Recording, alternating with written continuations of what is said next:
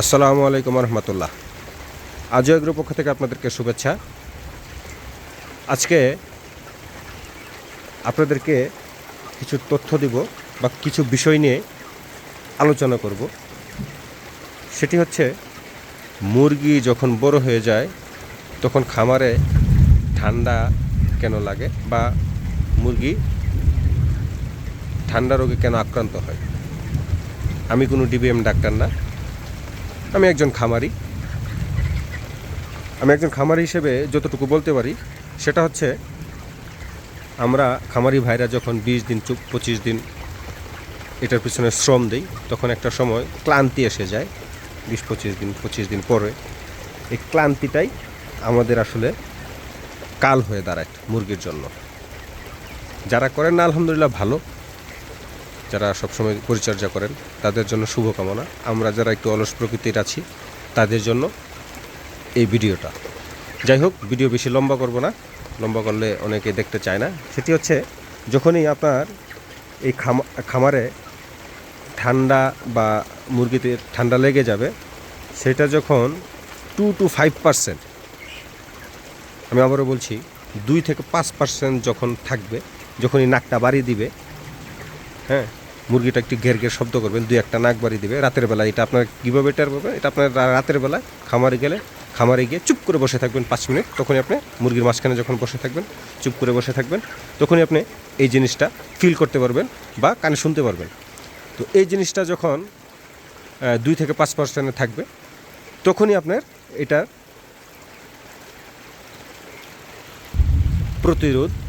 প্রতিরোধটা আপনাকে করতে হবে। এখন এই প্রতিরোধটা আপনারা কিভাবে করবেন সেটি হচ্ছে ঘরোয়া পদ্ধতিতে চিকিৎসা। আমি আসলে যেহেতু ডিবিএমের ডাক্তার না, আমি আসলে প্রেসক্রিপশন করার কোনো এখতিয়ার বা অধিকার রাখি না। তো কেউ যদি ডাক্তার দেখাতে পারেন, এটা আপনার ব্যক্তিগত মতামত, ব্যক্তিগত বিষয়। কিন্তু আমি যে বিষয়টা নিয়ে সবসময় কাজ করি সেটা হচ্ছে ভেষজ চিকিৎসা, ফ্রি চিকিৎসা, প্রাকৃতিক চিকিৎসা। এটাতে কোনো খরচ নেই, একদম স্বল্প খরচ, এবং সবসময় আপনি আপনার হাতের কাছেই পেয়ে যাবেন এই চিকিৎসাগুলো বা এই জিনিসগুলো।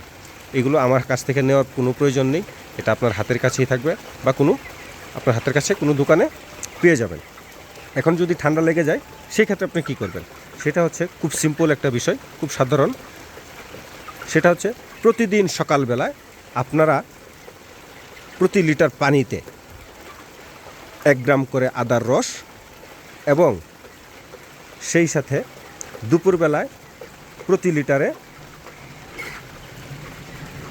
দেখা গেছে যে একটি মাঝারি আকৃতির লেবুর 4 ভাগের 1 ভাগ লেবু, এভাবে দিয়ে, লেবু একটু বেশি দিতে পারেন, এটা আসলে কোনো পরিমাপ নেই। ধরেন দুপুরবেলা যদি মুরগি বড় থাকে সেই ক্ষেত্রে 100 লিটার পানি দিতে পারেন। 100 লিটার পানির মধ্যে আপনারা 2 হালি বা 15টার মতো লেবু দিয়ে দিতে পারেন রসটা দুপুরবেলা। তো সেটা কিন্তু আমি দেখছি বা আমি এটা পরীক্ষিত, একদম বিদ্যুতের গতিতে কাজ করে। যখনই আপনার আদার রস প্রতিদিন সকালবেলা প্রতি লিটারে 1 গ্রাম করে আদার রস দিয়ে দিবেন এবং দুপুরবেলায় লেবুর রস দিয়ে দিবেন, দেখবেন আলহামদুলিল্লাহ এর পরের দিন অথবা এর সর্বোচ্চ তারপরের দিন, 2 দিনের মধ্যে আপনি খুব সুন্দর একটা রেজাল্ট পেয়ে যাবেন। তো এটা অবশ্যই আমার কাছ থেকে নেওয়ার প্রয়োজন নাই বা এটা কোনো ফার্মেসির প্রয়োজন নেই। আপনি হাতের যে কোনো দোকানে গেলে আদা এবং লেবু পেয়ে যাবেন। এখন আদাটা যাদের ব্লেন্ডার আছে তারা ব্লেন্ড করে নেবেন, রসটা দিয়ে আদার যে ছাবাটা থাকে বা সুবাটা থাকে এটা খাদ্যের সাথে মিশিয়ে দিবেন।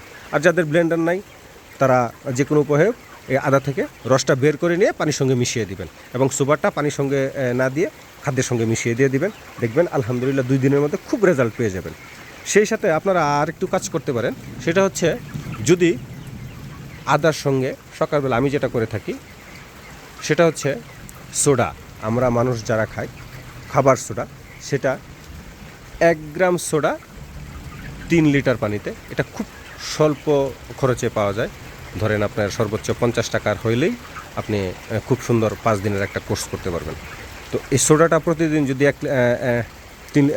1 গ্রাম সোডা 3 লিটার পানিতে দিয়ে দেন আদার সঙ্গে, সেই ক্ষেত্রেও কিন্তু আপনি রেজাল্টটা আরও সুন্দর হয়ে যাবে।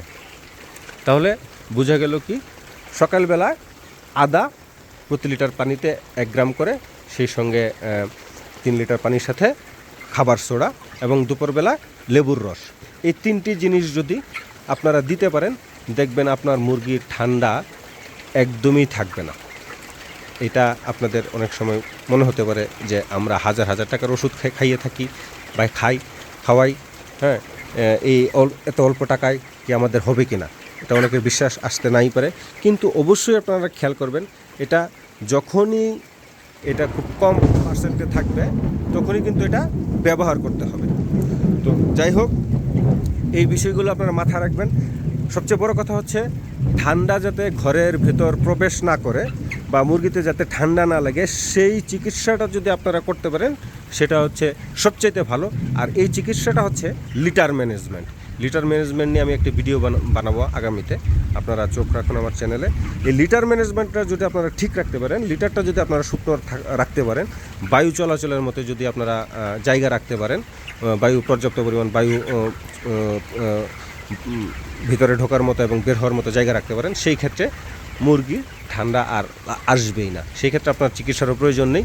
তো এই ছিল আজকের ভিডিও। আর তাছাড়া এই ঠান্ডা নিয়ে যদি আপনাদের কোনো প্রশ্ন থেকে থাকে অবশ্যই আমাদেরকে কমেন্ট করে জানাবেন, আমরা চেষ্টা করব আপনাদেরকে উত্তর দেওয়ার জন্য। তো ধন্যবাদ সবাইকে, আসসালামু আলাইকুম।